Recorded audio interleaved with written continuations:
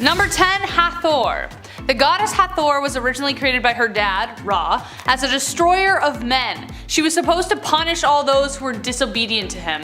But then Ra was like, nah, I don't really like that idea. He just kind of changed his mind and decided to make her the exact opposite. Instead, the goddess of love. But she kind of loved killing men, and like even he couldn't stop her. So one night he gave her what was supposed to be a mug of ale, but actually made it like a special kind of blood, and she got so drunk off of it that she got too tired out to kill anymore and therefore became the goddess of love. Drunk in love, am I right? Her cult was centered in Dendera, where she was also seen as the goddess of fertility and childbirth. When the Greeks occupied Egypt, they compared her with the goddess Aphrodite. But unlike the voluptuous woman Aphrodite was depicted as, Hathor came in 3 forms, and I bet you can't guess which. She was depicted as either a woman with a cow's ears, wearing the headdress of a cow, or just a cow. Moo. Number 9. The beginning of the world. What an inventive way to imagine the beginning of things. I mean, the Big Bang is still pretty crazy too, but hey, here we go. Freaking love how much magic is in these stories. Like, I'm in, because that's all there was at the beginning of the universe according to the ancient Egyptians. Just swirling darkness, chaos, and magic.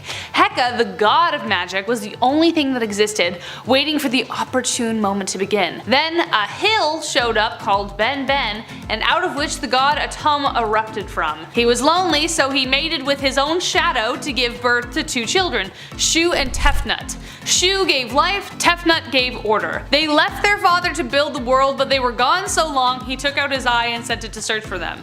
In the meantime, he just kinda sat there contemplating eternity all alone. He was really sad.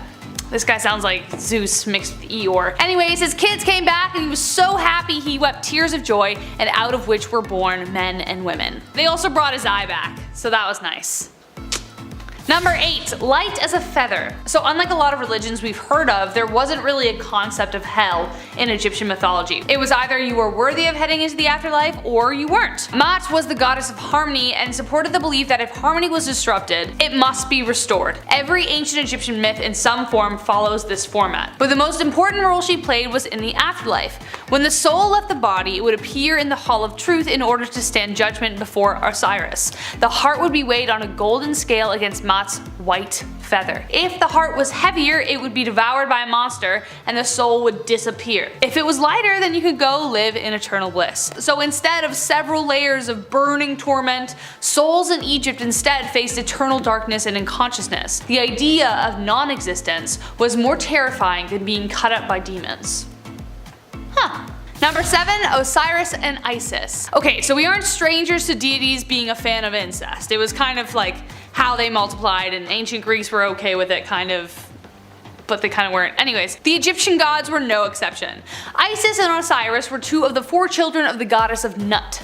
Isis and Osiris were married and actually really in love. They dug each other. When Osiris rose to the throne as the eldest sibling, his brother Set was pretty jealous. So he took the life of his own brother, cut him into little pieces, and scattered them all over Egypt. He really wanted to make sure the guy was dead. But then Isis wasn't someone you wanted to mess with. She had great magical powers capable of restoring life. She collected all of the pieces of her brother/husband and breathed life back into him. Osiris returned to life and they made all the love and then soon conceived a child named Horus. However, Osiris couldn't return to the land of the living, so he had to stay and rule over the underworld. So his son Horus was left to get revenge, and we'll get to that later. Number 6. Anubis. Now, I think in Western films that depict ancient Egypt, like The Mummy Returns, the god Anubis is often associated with the underworld. You know, that creepy half-man, half-jackal creature who appears to walk out of your nightmares? Like, he's so creepy.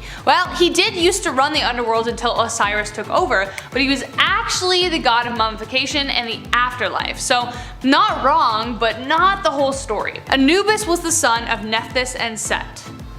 Well, kind of. Nephthys actually never conceived the child with Set. She kind of had the hots for Osiris. So she disguised herself as Isis and made love to him that way, and then Anubis came to life. That may have been one of the reasons Seth attacked Osiris in the first place, as his suspicions rose. But it was actually Anubis who helped Isis piece together Osiris, creating the first mummy. Fun fact, during the Greek rule of Egypt, Anubis and Hermes were seen kind of as the same, the people who ferried the dead to the underworld. Oh, sorry, and a point. Anubis was actually the one who weighed people's hearts, so he used the feather, the thing, you know what to do.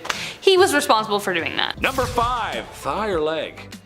Ever sit down at the holiday dinner table and your uncle's cutting the turkey and says, "Are you a thigh man or are you a leg man?" Except he says the same thing every Christmas, and you can't wait for him to say it because that means you're another second closer to not being there. Anxiety's a heck of a thing, man. I don't have anxiety that bad. I'm just trying to relate to some of the people out there. I feel like I've been there with you. I don't know. Well, this was no Christmas, and this certainly was no turkey, but people we're talking about here. Yeah, we're talking about people. When someone was found to have done a serious enough crime, but not serious enough to be unalived, the authorities met in the middle by taking a leg. Oh god, that's awful. Now some of you might be thinking, well, I guess it's not that bad, you lose a leg and you move on, but imagine being held down and someone hacking your leg off with a bronze tool because steel doesn't exist yet. Oh, awful, awful, no good, no painkillers. Number 4, homework. Homework, homework, homework, homework, homework. Love it or hate it. Well, I actually hate it, and so do most of my friends. Some say it's needed in a modern world to teach efficiently, some argue it doesn't do anything at all. I did my homework 90% of the time, believe it or not, and I know some of you are going to comment and say, "Oh, Chetty, no you didn't." I did, I really did. But when I didn't, I would usually come in and charm my way out of it. "Hi, Miss Middleton, you look great today, you're the best." It worked most of the time, what can I say? Usually on the female teachers, it didn't work on the male teachers though. But the worst that would have happened is that I would lose a % off my grade here or there, but I just make it up back on the test, no problem. Well, scribes in ancient Egypt weren't so lucky. They were very important as they were literally the writers of the time. They described the history. It's pretty cool actually. However, if they chose to stay up all night and play Call of Duty like I did, well, their punishment was a more of the violent physical variety and not so much the stern talking to or "I'm going to phone your mother" variety. My mom didn't care. Number 3, caning. Another creative punishment for crimes was caning of the feet, which is actually arguably the worst thing on this list. Since, you know, we use feet every time we walk or do something, you're gonna need a spa treatment after this one. A very simple process. The person is strapped down, feet exposed. A governing official then takes as many lashes to the feet as required. Painful, humiliating, and possibly dangerous. Cuts could lead to infection as we're walking around in heat, sweat, and, well, some folks, if you were poor enough, just didn't have shoes. The worst I ever got was a couple minutes in the timeout corner, except that my mom felt bad because I looked really cute and I was sad, and everything was fine, no spanking required. I was a good boy, I promise. Some people don't think I was a good boy, but I really was a good boy. Number 2, barbecue. I feel like the moment humans discovered fire, well, that fire hurts, we wanted to throw everything in it and see what happens. Now, I jokingly call this segment barbecue, but that's because it's really horrible. Famously, a group of rebels in ancient Egypt were immolated after trying to overthrow the Pharaoh, where after the barbecue from hell had finished, the Pharaoh used these rebels as human torches. Oh wow, okay. All Fantastic Four jokes aside, it was horrible, smelly, and cruel. Don't ever do this, please. Number 1, adultery. Surprisingly, one of the most punishable crimes in ancient Egypt was being unfaithful, partly related to the lifestyle of Mahat and being truthful and just. It really makes sense. Just be a good boy. It makes a lot of sense, but some people don't follow that. The whole thing is bizarre because, well, no one really followed it. Especially the royals. I mean, they had kids with their sisters and brothers and cousins and others and all, it's messy. However, some folks did find themselves caught in this law, and when they did, they could succumb to anything on this list. For women, it was most likely the torch. For men, it was impalement and then being tossed into the river because, you know. Better keep those love notes to yourself, folks. Not worth getting burned over. It's not worth it. Just keep it to yourself. Starting off our list at number 10, the first peace treaty. Unusual at the time? Absolutely. The first peace treaty in history was back in 1271 BC. At this point in history, Egyptians and the Hittite Empire were fighting over modern-day Syria. This conflict had been lasting centuries, and come 1274 BC, the Battle of Kadesh was finally underway. Tons of bloodshed, no clear victor in sight. What's left to do now at this point? Ramses II and King Hattusili III both negotiated a peace treaty where both sides would aid each other if a third party decided to get involved. A copy of the treaty can be found right now in New York above the entrance to the United Nations Security Council chamber. It's also in the Guinness Book of World Records as the oldest peace treaty ever. That's how you know it's official. Our man Guinness confirms it. Boom, that's how you know. Moving on. Number 9, game night. I love board games, and honestly, that includes Monopoly. I have the patience for it every now and then, you know? Pass and go, I'm like, okay, I'll pay the tax. I'm respecting this game so far. But ancient Egyptians, turns out they also loved board games. Dogs and Jackals, Mehen, Senet, and 20 Squares. Those are some popular games. Mehen was played during the pre-dynastic period, around 2500 BC, and the goal here was to reach the center of the spiral. The board was a coiled snake almost. Senet was the most popular game. Kings and queens alike would play this one. Senet had a long board with 30 squares painted on it. Of course, the rules are still unknown, heavily debated, just like Monopoly today. I'm like, is it 200 or 100? Are we sure?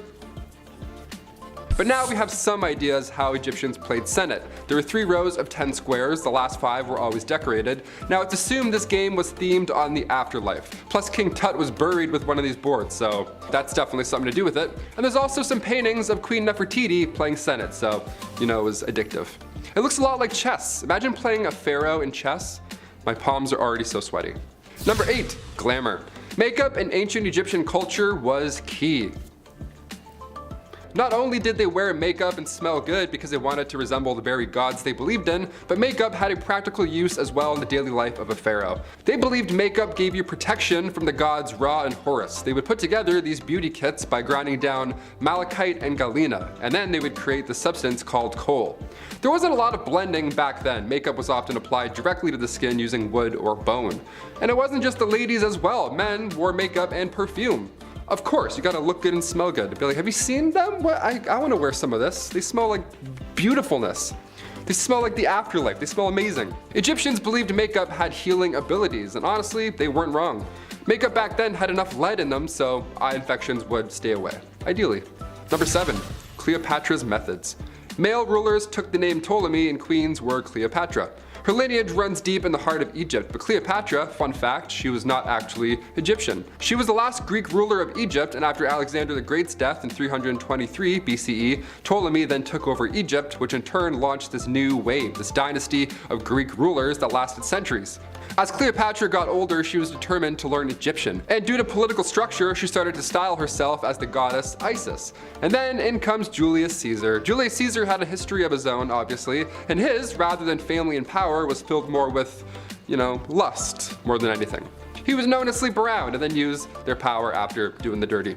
When these two crossed paths, history was never the same. In October of 50 BCE, Cleopatra had fled to Syria. Once there, she established an army and returned 2 years later to face her brother.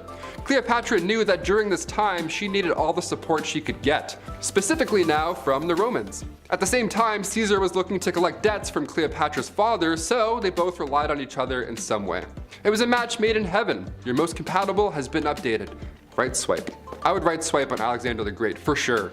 I'd be like, who's this handsome man? Nicknamed Bald Adulterer. Okay, you know, he's trouble.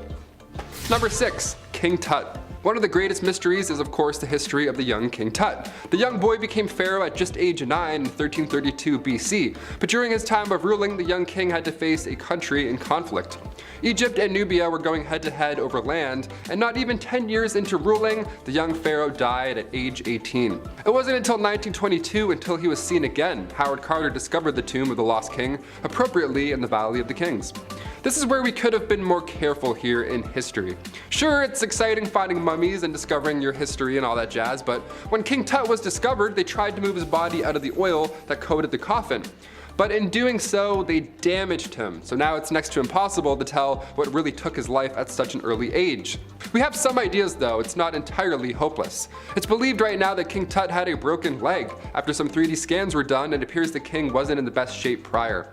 He may have fallen off of a chariot. So if Tut passed away at an early age out of nowhere, this could mean another mystery is afoot. Number 5, scarab worship. Ancient Egyptians worshipped scarabs. aka dung beetles, the ones that roll a poop. Yeah, you know them. When we think of animals in relation to ancient Egyptians, we always go to cats first. But really, it was dung beetles that Egyptians couldn't keep their hands off. They were also known as scarabs back in the day, but Egyptians would observe these scarabs rolling around these balls of dung, and they would roll them along the ground until suddenly each beetle disappeared into their hole. Now, ancient Egyptians compared these patterns to that of the sun, which of course leaves at the end of our day, spoiler alert, and the god Khepri was depicted as a man with a massive scarab as a head, and he was also responsible for rolling the sun across the sky every day, and then of course he'd put it back into his little hole. Number 4. Sweat perfume. This next one here reminds me of Gwyneth Paltrow's Goop. You ever hear of that? Google that after you're done here. What a ride that is. Here we go. Ra, the Egyptian sun god, he was born from a giant body of water when life first began. I mentioned this earlier in our list. You remember the whole, hey kids, giving birth thing? Yeah, him. Well, in ancient Egyptian mythology, many thought perfumes were made out of Ra's sweat, and Egyptians would cover themselves, just lather themselves in that. Perfume back then wasn't like the kind that we see now, obviously. Ancient Egyptians would apply oil-based perfumes all over their body, which mainly consisted of water lilies from the Nile. Today it's a little different. Today it's like Playboy Malibu, or like Axe body spray, or Lynx if you're in Britain, there you go. What happened, right? Bring back the sweat oils from gods. I would much rather buy that from my local pharmacy. Number 3. Dirty trick. The god Osiris ruled over ancient Egypt, but it wasn't an easy path. Just like ancient Rome, there's always going to be a jealous brother. Osiris's brother Set was a jealous brother, so he tried to take out Osiris at every turn. One elaborate plot was so crazy that it actually worked. This was like a saw trap setup. This was nuts. First, Set designed a coffin that matched Osiris's measurements to a T. So at a party casually one day, Set challenged Osiris to hop into said coffin, saying that if he can fit inside of it, the coffin is then his. You know, like a gift. Like a gift coffin. I always wanted one of those for the holidays. So for some reason, Osiris accepted the challenge, he jumped in, and as soon as Osiris got into the coffin, Set locked him inside, threw the coffin in the Nile River. Yeah, and in turn, Set then took over control of Egypt. So if any of your coworkers want to show you a coffin in the break room, you should respectfully decline that offer. Number 2. Heart eater. Like I mentioned earlier with the goddess of plagues, ancient Egyptians saw their gods as helpful healers, but at the same time, you know, balance, they would be quite dangerous. Khonsu, for example, the god of the moon, is famously known as the god of healing. Now, if you watched Moon Knight on Disney Plus, this should ring a bell. Khonsu also had a reputation for eating human hearts. I mean, ironically, it's the perfect scenario. It's quite balanced, right? Amit would be happy with this one. He heals, but he also eats hearts. So it's like, which H are we gonna get, right? The healing heart or the hungry heart? And finally, number 1, pet party. Are you a pet owner? If so, comment down below. I want to see what animals are running about. Which animals fill your house? We were always a dog family growing up. My aunt has 3 pugs. It's really the dream come true. I want 3 wiener dogs. That's really my goal in life. But ancient Egyptians, they fancied a house pet or two, and they were a little different. Egyptians saw animals as incarnations of the gods. The very concept of having a pet came from ancient Egyptians. Egyptians were of course fans of cats. That's common knowledge at this point. But did you know that they also had the same idea for hawks, lions, dogs, and even baboons? I thought dogs doing their business inside of the home was annoying, but a lion? Imagine waking up to that, I'd be like, ugh, where do I even start? Many of these animals were often mummified and buried with their owners after they had died, just like how today many owners cremate their pets. The little paw print on the tiny vase, it's always so sad. You're like, oh, who's this? Ugh. I'm not sure I would mummify a Shih Tzu, but you know, hey, whatever floats your boat, go for it. Other creatures were also specifically trained to work as helper animals. Ancient Egyptian police officers would use dogs and monkeys to help patrolling. Imagine that. Imagine you steal bread for your family and you look back and a baboon is chasing you down. Number 10, punishment first. Innocent until proven guilty in a court of law, right? That's how it goes. How do you know I drank the milk? There's no milk on my face. How do you know? There'd probably be milk on my face. Not so much in ancient Egypt. While there is some evidence of jails existing, it is clear that they much preferred an immediate and swift justice. By that, I mean flogging, mutilation, removing limbs, that sort of thing. A lot of these punishments were overseen by a vizier. In today's terms, it's sort of like a governor or official who had the power to oversee things like punishment through. Or at least held the most power besides the pharaoh, which, hey, that's a lot of power. While it may be an effective system for keeping prisons empty, no one should lose fingers for sliding a couple double bubbles in their pocket. That's just my opinion. Number 9, prisoners. While the promise of losing a limb the second you're caught taking a cookie from the cookie jar, boy I've been there, is a great deterrent, prison can also work sometimes. It should be noted that Egypt developed a system of law and order 4,000 years ago, which is, well, a long time ago and very impressive. For anyone taking the bar exam, that should be your answer under why take on law. Because the Egyptians did it first, why not? They do it, it's probably cool. So it makes sense that they did have some prisons. There's depictions of prisoners in drawings and figurines, surprisingly, oftentimes having their arms bound to their back like a good episode of Cops. And a leash around their neck with ropes and, well, it just looks a little strange and weird. Given that most criminals were done on the spot, it's not hard to imagine that the Egyptians were cruel to their prisoners, and they were. It was not good. They should be cancelled. That should be cancelled, them. Number 8, court. Believe it or not, they also had some sort of makeshift court as well. Who would have thought? No hammer and gavel, and certainly no Saul Goodman or Judge Judy, but hey, without those, I'd argue what the heck's the point of the American justice system in the first place, right? Ah, boy. But they were simple processes, to say the least. During the Middle Kingdom period, judges were appointed to decide on verdicts before, well, it was usually priests, so I prefer a judge doing that, honestly. Except in this court, no one is legally represented by anyone. Yeah, that's right. There's no lawyers, but there was a jury and there were witnesses. Unfortunately, they were often beaten until, well, they said the truth, or the desired truth. Number 7, police. Bad boys, bad boys. What are you gonna do? Yes, that's right. Ancient Egypt may have had the first police force in history. Who would have thought? I actually didn't know that. I mean, sure, the vizier is great and all, but he can't possibly go around arresting everyone. He'd be at it all day. You can't do that. So it's only natural that you hire a bunch of dudes to do it for you. Can't get them all, but you can get some of them. While they did provide some limited support to communities and crime in towns, most of their arrests were made against those who were a little too greedy and thought grave robbing, well, the many sacred tombs around would make for an easy payday. It didn't. Number 6, bloodhounds and baboons. That's a weird title. This one is so weird, but okay, here we go. We've all seen the movies where there's a crook, a perp, or someone who's trying to outrun the law. Andy Dufresne was right. You gotta crawl through a lot if you want your freedom. I remember Andy Dufresne. Anyway, well, in these scenes there was a good chance that law enforcement has dogs with them. Oh yeah, see, I'm getting somewhere with this. There's also a good chance that those dogs were bloodhounds. Cute dogs actually, but the reason they bring them along is because they have a great nose. They can sniff a scent and follow it for miles, oftentimes leading to the crook. Smart dogs. What if I told you though that this sort of thing existed in ancient Egypt, except that wasn't dogs, it was baboons. Yeah, who would have thought? Yes, that's right, there's depictions of police with baboons assisting in the work with crooks and or criminals. It's all jokes until Diddy Kong shows up to arrest you.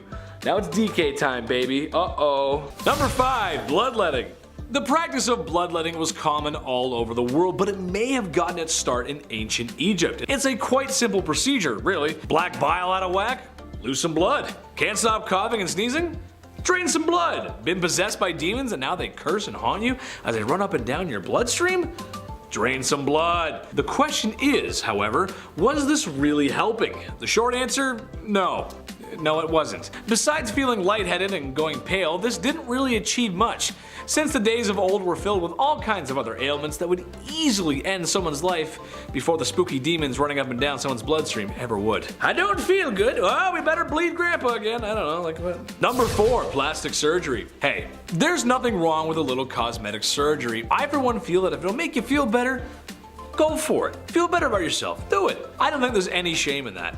It's been around for a long time, so long that ancient Egyptians might have come up with the first nose jobs. Obviously not like the ones today, but they were knowledgeable in surgeries. After all, you open the chest cavity of a dozen kings and you jot some stuff down on some papyrus, you learn a thing or two. More interesting than shaving down your own beak, however, was their implementation of the prosthesis limbs. Yes, all the way back then. One mummy was actually found with a fake toe. When tested in the modern day with period-accurate sandals, it proved to work quite well and moved more efficiently than first thought. Again, for the time, this was pretty advanced. Number 3, the Ode of the Nile. Imagine people working all day in the blistering sands of Egypt, where the sun beams down on you like Well, the sun in the desert, lifting massive rocks and carving them to shape. I don't know about you guys, but I would be sweating. And that also means I wouldn't be smelling too fresh, resembling that of a high school locker room. Yuck. Well, the Egyptians knew this was an issue, so they came up with what was probably the first underarm deodorant, using nice herbs and other items that had pleasant aromas and stuck them where the odor was coming from. In your armpits. I just know that after a long day of hard labor in the sun, I would need more than cinnamon sticks and lavender to tame the odor of my sweaty lumberjack armpits. That's just how it goes. Number 2, the Egyptian Brazilian. The 70s have come and gone, and a popular trend today is to be hairless. Everywhere. Even in places where you didn't think it was possible to grow hair when you were younger. Egyptians took it upon themselves to remove all their hair. Well, at least most of it. Not because the Nile River had nice beaches, but because of lice. Oh, yuck. While not an exact cure for the itchy bugs that plague schools across America, it did seem to help. And if you've ever had lice before, you know how bad that sucks. I had them once. It was the worst. Cut my hair, shave my head. Lots of baths. It's no fun, man. Too cute for that. I don't want that. Number 1, Wario breath. Wow. Okay. It makes sense that Egyptians would come up with breath mints and mouthwash. They fed their laborers diets of foods that contained a lot of onions and garlic. Sure, I'm just like everyone else who cooks. And when the recipe asks for 1 onion, maybe I put in 2. When it asked for 2 cloves of garlic, maybe I put in 4. You gotta love that flavor. It was thought that they help fight off disease, and they were kinda right. However, after eating all that flavor, your breath would be something rancid. So herbs and mints were used to help quell the breath that could peel the paint off of walls. Thank God. Number 2, Ramses II with a vengeance. As some of you may know, Ramses II was the greatest of the rulers of the 19th dynasty and second longest reigning pharaoh ever. He lived to the age of 90, was an amazing warrior, leading the armies of Egypt by the age of 22, and has literal tons of statues of himself all over Egypt. He is also probably a lot of people's ancestor since he had 96 sons and 60 daughters, approximately. So yeah, it was kind of a big deal in 1881 when archaeologists discovered his mummy with a whole bunch of other ones in a secret chamber at Deir el-Bahari. Originally, Ramses was buried in the Valley of the Kings, as he should have been. But because of the risk of grave robbings, he was moved to a secret chamber. And then, after his discovery and stay at the museum in Cairo, he was moved again in the 70s, when he got a passport to travel to Paris. This guy gets around. Number 9, Rosetta Stone. You're too fine to be laying down in bed alone. I can teach you my language, Rosetta Stone. Man, we all miss the old Drake. Girl, don't tempt me. Anyway, speaking of diamonds in the rough, the Rosetta Stone. Pretty shocking and important find. What is it? Well, basically it's a large stone tablet that has the same paragraph written on it in 3 separate languages. Why is this so important, you may ask? Well, it's basically helped us learn everything we know about ancient Egypt. More specifically, translating Egyptian to Greek and then to English. Or, since it was discovered by some of Napoleon's people and forces, it would have been in French. To put it in modern terms, it's as if you were back in grade 11 reading Shakespeare and not understanding a single word, but then the bully in school finds the cliff notes for Romeo and Juliet and decides to do a nice thing and share them with everybody. Yep, that makes sense. Good euphemism. That's a good one. Number 8, Khufu's ship. When pharaohs passed on into the afterlife, they put a whole whack of stuff inside their tombs that were meant to come with them into the next plane of existence. It's why we see the mummified versions of their favorite cats and dogs, favorite foods, and tons of treasure. Unfortunately, after you're gone and buried, some opportunistic people are gonna bust down your tomb doors and steal all your stuff. I'd like to see those grave robbers steal what Khufu brought with him. In 1954, archaeologists found out that, among other things, Khufu had a 140-foot boat with his name on it, buried in pieces at the base of the Great Pyramid where he was entombed. It was almost perfectly intact, and after digging it out of the ground, they put it on display at the Solar Boat Museum, right next to where it was buried. Hopefully, that's close enough for Khufu to still use it in the afterlife. Number 7, Mummy Workshop. Here's a recent discovery for you. Archaeologists in 2018 discovered a well-preserved embalming workshop complete with labeled oils. Ooh. What's an embalming workshop, you ask? Well, it's the place where kings go to shed a few pounds. Ooh. By that, I mean have their organs removed to be pickled in jars for the afterlife. My favorite part of this process is removing the brain. Cause, you know, you don't need that. Lots of folks walk around without those all the time. Basically, you get a long hook surgical tool and you find the good pink stuff up here through the nose. After stirring the pharaoh's memories like an Italian baker mixing bread dough, you flip the royal over and just let that all drain out until she's empty. I legitimately get queasy when talking about this stuff, that's not a joke, I seriously do. But you know what, I'm glad we found the place and smarter people than I understand it. All I know is that if an Egyptian embalmer asks you to lick the spoon, you say no. Don't do it. Number 6, construction manifest. You know, a lot of people include the Great Pyramids of Giza on their list of Egyptian discoveries. But like, how could you miss them? You know? What stumped people about the pyramids is how they were built. So for our next discovery, how about the discovery of a port in 2013 that had a piece of papyri? Isn't that so much more exciting than a massive 138-meter tall building? The piece of papyri actually was a sort of manifesto for those massive buildings. It basically said the limestone used in the Great Pyramid was shipped from a quarry at Tura to Giza along the Nile River. It also said that it took 4 days, and it talked a little bit about how long Khufu was in charge of Egypt and the guy who was in charge of building the pyramids. See, it's very exciting. Number 5. Space knife. Only a few years after King Tut's tomb was discovered in the Valley of the Kings, archaeologist Howard Carter found 2 daggers that were buried with the king. Now, like I mentioned earlier, it's not uncommon to be buried with your treasure or belongings. It's why ancient Egyptians would build these tombs in a certain way, so grave robbers can't just sneak in after you pass away and then take all of your goodies. So 2 daggers were found with King Tut, one made of iron and the other with gold. Now, with iron being more rare than gold during the Bronze Age, this was quite a big deal. With recent advancements in technology, we're able to use a technique called portable X-ray fluorescent spectrometry, and according to the journal Meteorites in Planetary Science, the blade is actually made of iron, nickel, and cobalt, suggesting that its material is that of extraterrestrial origin. A blade fell from the sky and now a king has it. That's pretty insane. Also, aliens? Just saying. Number 4, KV-55. Also located in the Valley of the Kings in Egypt, Tomb 55, otherwise known as KV-55, was found by Edward Arton back in 1907. It was discovered right next to King Tut's tomb, and the reason that we call this tomb by a number rather than a name is because we really don't know for sure who's inside. Even the walls of the tombs inside, they aren't covered with beautiful hieroglyphs to tip us off on their history or their ruling, it's just bare. The only hint as to who is buried remains on the walls. It's one hieroglyph that remains, and it was discovered also in 1907, and it translates simply to, "The evil one shall not live again." That's very scary. That's definitely scarier than Greg was here. I don't know. Even massive stones were built and set up in order to prevent anything from getting out, whereas usually with ancient tombs it's the opposite, so that's pretty scary. The description for those inside the tomb has also been destroyed, so we have really no idea who's in KV-55 or what. Number 3, ancient Photoshop. When we look back at ancient artwork, we see these kings and queens and they look athletic. They look to be in great shape, when in reality, these pharaohs were probably quite obese.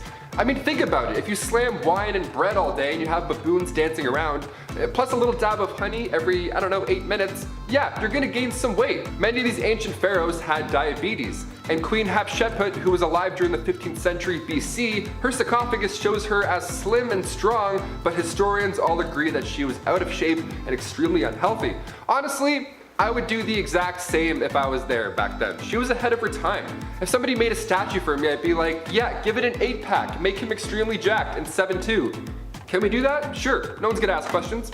I'm Dwayne "The Rock" Johnston, just write it down, please. Number 2, worshipped cats. I am allergic to cats, but I still love them. I still pet them. I ruin my entire night just to get my face right there next to their cute little furry face. But ancient Egyptians, like I said earlier, really loved cats. They respected them, they worshipped them. Even though at the time dogs were respected for being hunters, cats were still considered magical creatures. So if there's ever a cat versus dog argument going on your end of the screen, cats win. I'm allergic and I'm still saying cats win. That's huge. If you had a cat, it means you had good luck. When cats passed away, they too were mummified back in the day. You would think that alone was plenty of respect, but ancient Egyptians and pharaohs went a step further. After their cat died, they would shave their eyebrows off and then mourn until they grew back. That's like 3.5 months of cat depression. That's wild. Next time your friend tells you that their cat passed away, tell them that if they really love them, they'll shave their eyebrows off and then see what they say. Also, you don't have to make your friends shave their eyebrows. Let's leave this one in the past. That's fun.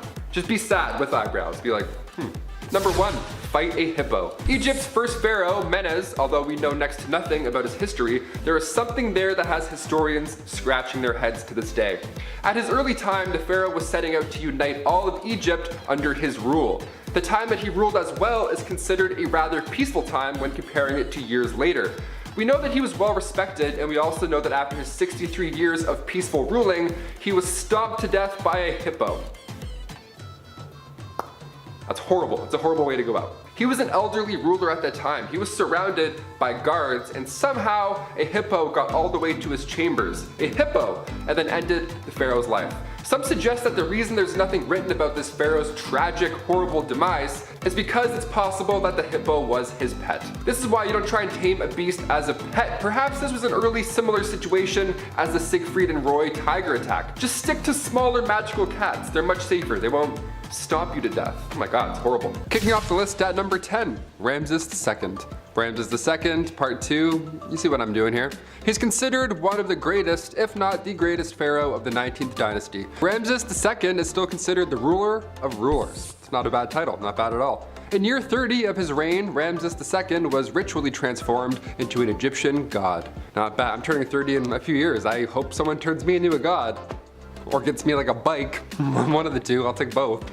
So it was only fair if the spoiled pharaoh erected a bunch of statues of himself. Yeah, big selfies. Ramses put up more selfies than any other pharaoh in history. Most famous of them, the temples of Abu Simbel. There lies a monument dedicated to the late Queen Nefertiti and the Ramesseum.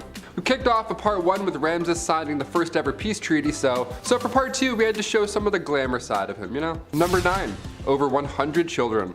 Who is this guy, Nick Cannon? Ramses II is the father to over 100 children.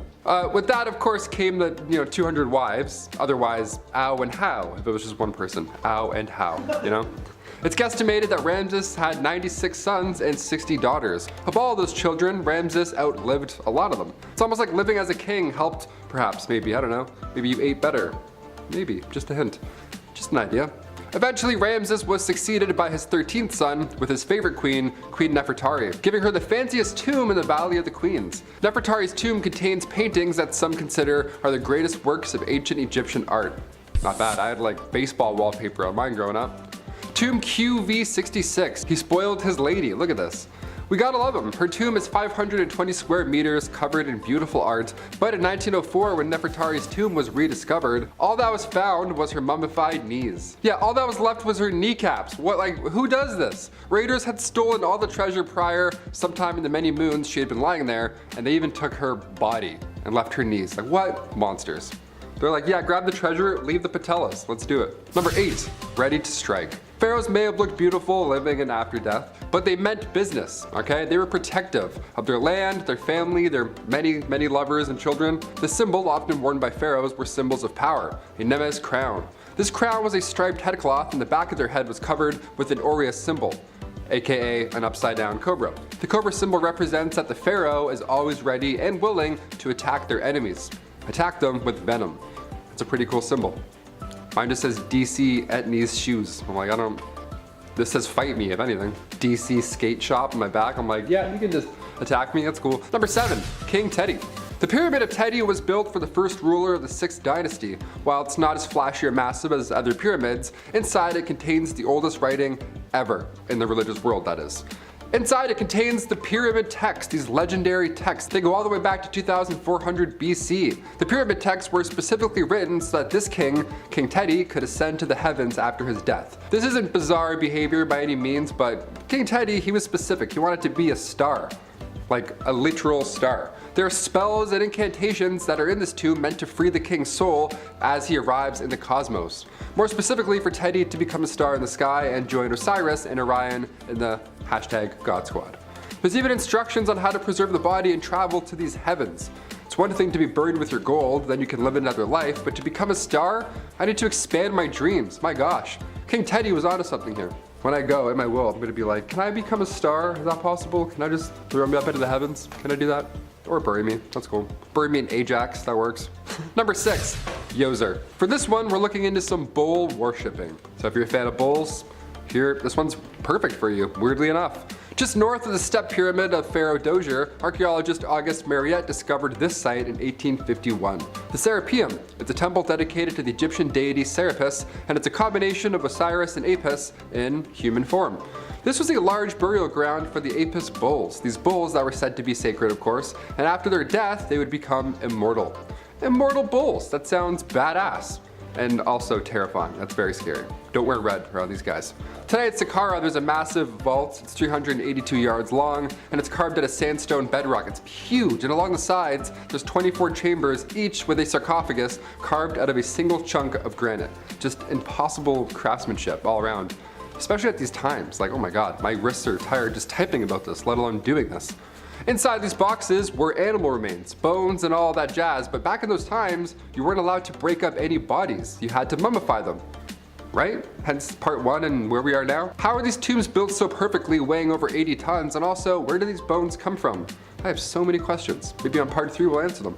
Number 5, honey coated. Who here hates bugs bothering them in the summer? Unless they're a bumblebee, because we love bumblebees here, right guys? But me too. No one likes the buzzing of bloodsuckers nipping at your skin while you're chilling out on the beach or barbecue. Well, guess what? Egyptian pharaohs hated it too, except they didn't have bug spray. So what did they do?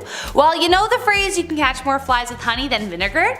Well, they took that literally. Conveniently, they had servants around them at all times, so to help with the bug problem, they covered them with honey so as to distract the bees and the bugs. So as the pharaohs lounged on the sand or wherever they were, their dutiful servants took on the job of taking on the bug bites. King Pepi, for instance, had a dedicated slave in his entourage who endured it every day, poor guy. It was so effective that he had one designated in each room. Poor guys. Number 4, assassins. This wasn't necessarily something that he did, but something that happened to him that was pretty messed up. As you can guess from the title, it involved assassins.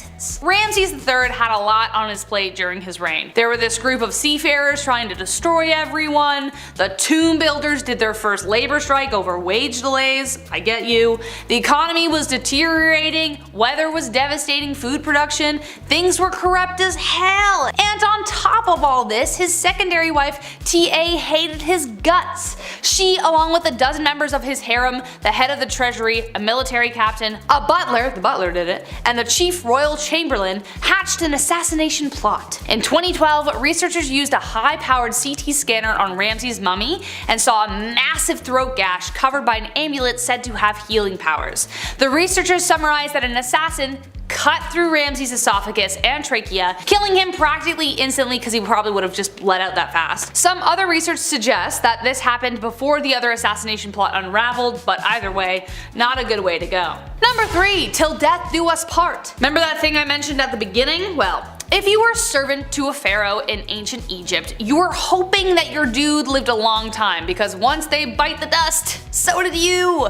Now keep in mind, ancient Egyptians believed strongly in the afterlife, so when you died you didn't just disappear, you literally just traveled to another world.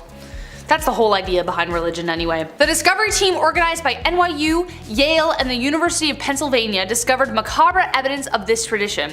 While excavating the mortuary ritual site of Pharaoh Aha, they found 6 graves not far from his tomb. They were skeletons of court officials, servants, artisans who appear to have been sacrificed to serve the pharaoh in the afterlife. Aha's successor, Djir, had more than 200, which are also presumed to be sacrificial burials as well. Number 2, marrying your siblings. Again, remember the thing I mentioned before and now I'm actually getting to it? I promised, and here we are. Not so long ago, it was normal to court your very own cousin, but today that would be considered a very large taboo.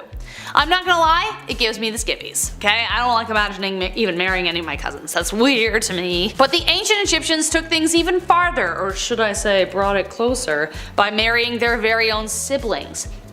Hey, that's one way to guarantee that the line will stay in the family. But knowing what we know about the genetic pool being too close and the complications that can arise, there's things that can go wrong. But nevertheless, it happened. DNA testing from King Tut's corpse revealed that he was a product of a union between 2 siblings. Pharaohs believed that they were descended from the gods. Therefore, keeping it in the family was crucial in maintaining that bloodline. King Tut even married his own half-sister, same dad, when he was just 10 years old. However, generations of inbreeding resulted in a bone disease that got more severe each time. Cleopatra also married her own brother as well. That was a whole thing, and then she met Caesar and that whole thing we talked about, yeah, that thing. Let's move on. Number 1, Akhenaten. One of the most polarizing figures in Egyptian history, Akhenaten tried to get rid of religion, and as a result they got rid of him. Akhenaten earned the title Heretic King, and a recent discovery has revealed that his deeds might have been a lot darker. Akhenaten came to power in the 1350s and reigned for around 17 years. He is known for creating a new religion surrounding Aten, who was generally represented as a sun disk. Sometime around his 4th year, he started sending out agents to erase names and images of certain gods from existing texts and monuments. Around the 5th year, he claimed to discover the location of the new royal city and moved Egypt's capital from Thebes to Akhetaten, today known as Tel El Amarna. There, his people suffered greatly under slave labor, with bodies being uncovered younger than 20, many with bones broken, spines broken, along with evidence of severe malnutrition. When the pharaoh finally passed, his tomb remained unfinished and his name was stricken from the history books. At least now, we can see why. Number 10, bowling. Where would we be as a species if we didn't spend the entirety of the 1990s in bowling alleys and arcades? In later years, they seem to have fallen out of style, and for the life of me, I can't figure out why. Where else for $20 a person can you spend time in a large building with the heat on, and the youngest people besides you and your friends is a league of retiree bowlers saying questionable things in the lane beside you? A blue carpet with planets and rocket ships has the same amount of character as the musky clown shoes you wear as you approach the snack stand. A waft of radioactive nacho cheese assaults your nose as the bubblegum chewing student behind the counter asks if you want another room temperature domestic beer. Nice. The foam and bacteria forming in your stomach is a classic tale of a bowling alley tucked away in a Midwest snow-covered state. Nice. Now, with my colorful depiction aside, let's get to the history. None of that glory would be possible without the Egyptians. Yes, they invented bowling. No nacho cheese and weird animations on the TV, but it was still bowling. The ball was made of rope and leather, or sometimes rock, as were the pins. Throw it at the pins, simple, that's it. That's bowling. Number 9, math. Oh, math. You remind me of a simpler time. A time when I was bawling my eyes out while my dad asked me over and over again, "What is 9 times 3?" Expecting me to come up with the answer under the enormous weight of patriarchal pressure. 27, Dad! It's 27! While the ancient Greeks usually get credit for coming up with mathematics, they actually took it from the Egyptians across the Mediterranean. And then, yes, they improved upon it. The Egyptians used a numeral system that helped them solve equations involving multiplication and the absolutely disgusting fractions. These guys understood concepts such as geometry and algebra, and they were the first civilization to develop and solve second-degree quadratic equations. I don't even know what that means.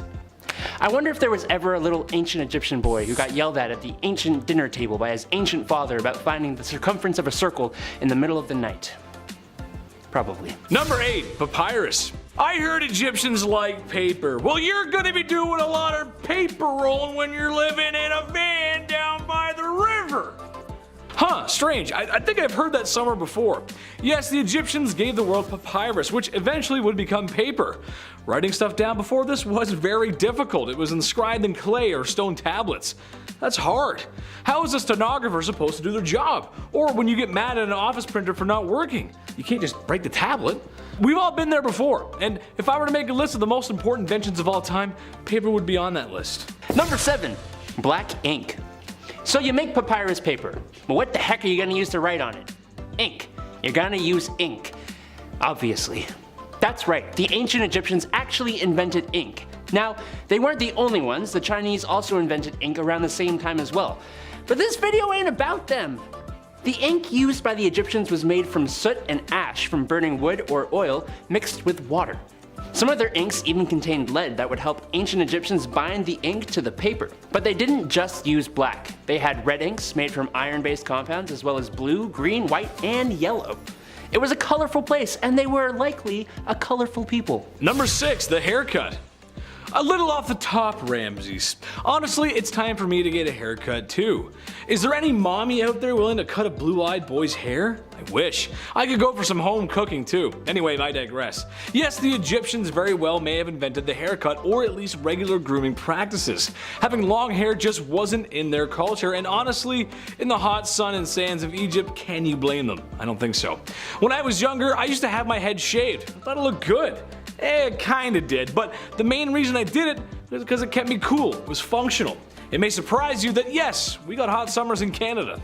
So I can understand why the Egyptians did that. That being said, they did manage to keep some of their facial hair because beards are like makeup for men. We just look better with them. We look good. It's a good look.